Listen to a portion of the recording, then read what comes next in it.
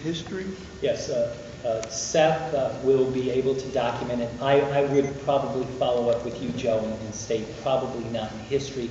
I'd like to add recent history. Okay. Because obviously, governors in the past, prior to submission of state income tax forms, for instance, when state income tax didn't exist. So recent history, if I could amend my written statement. When do you start recent history? Gilligan? I'll let the people of the state judge that. Pardon me? I'll let the people of the state judge that. For me, it's in the last 4 or 5 governors' races. Chris, are you somewhat satisfied?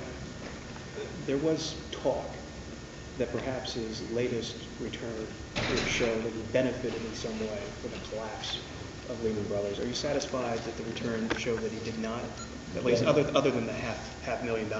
But there weren't millions of dollars.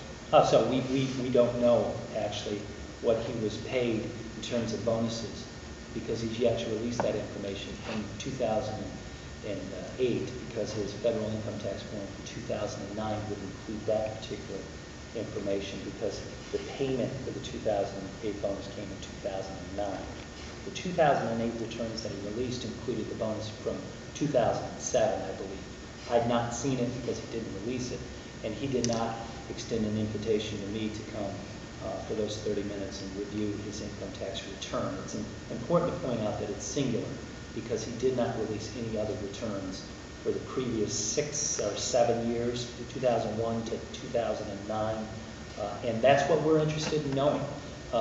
Several weeks ago, when I and others were critical of Congressman Kasich for not releasing information and for suggesting that he was closer to the CEO, in this case of Lehman Brothers, than most other managing partners or managing directors, he likened my comments to comparing his relationship with the CEO of Lehman with that of a GM dealer in Zanesville with then CEO of General Motors, Rick Wagner. I don't know many GMC dealers in Zanesville. I'd be shocked if any of those dealers made more than $1 million, or in this case, a bonus of $542,000 in 1 calendar year. I'd be surprised with that information. I think it calls into question these overarching questions that I pose to you today. First, who were his clients, and did they have any impact on the state of Ohio? And is there now a relationship that the people of the state should know about to point to these relationships? As some of you have reported in the last couple of weeks, John Kasich is claiming that he helped create Google. He has suggested time and time again, and we do have that information for you if you need it, that he was one of those who flew to Silicon Valley and met with the founders of Google and offered them access to capital prior to the IPO and essentially founded Google. But we'd like to know what other companies he helped found. He points to DSW that has a headquarters or a large operation here in Columbus. Does the relationship of the past now provide undue influence of in the future? And if he's not going to be incredibly transparent with all of us about these 2 specific questions, perhaps he's not going to be transparent on other issues. And I think it's important for me and others, from partisan, perhaps nonpartisan basis as well, to just merely ask the question and ask that he provide as much of this information publicly as possible. We use the Governor Strickland's example. Recent history, the governor has provided transparency. He released several years of his tax returns in 2006. He'll do that as soon as he files before the April 15th deadline for the prior 4 years in this cycle. And certainly, as all of you know, the governor is the most accessible governor in I think, in a long, long time. Answers questions that are asked anytime. No need to schedule an appointment, as you've come to find out.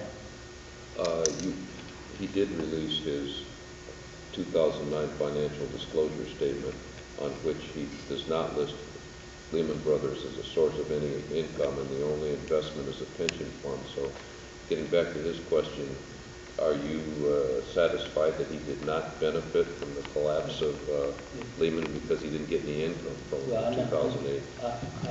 I would ask that if Congressman Kasich has released any kind of financial forms for 2009, to point out that he had no income in 2009 other than investment earnings, dividends and the like. I asked, he was getting paid to speak publicly, privately rather, in Minnesota, for instance.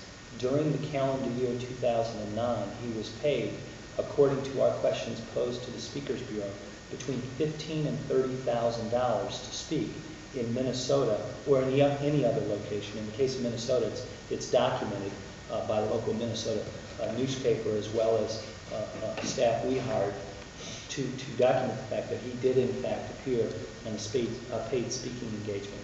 And while it may be an oversight that he didn't include that between $15,000 and $30,000, if it's a pattern, we'd like to know about it. We'd also like to know if he gave these presentations, these paid public and private speaking engagements, we'd like to know to whom.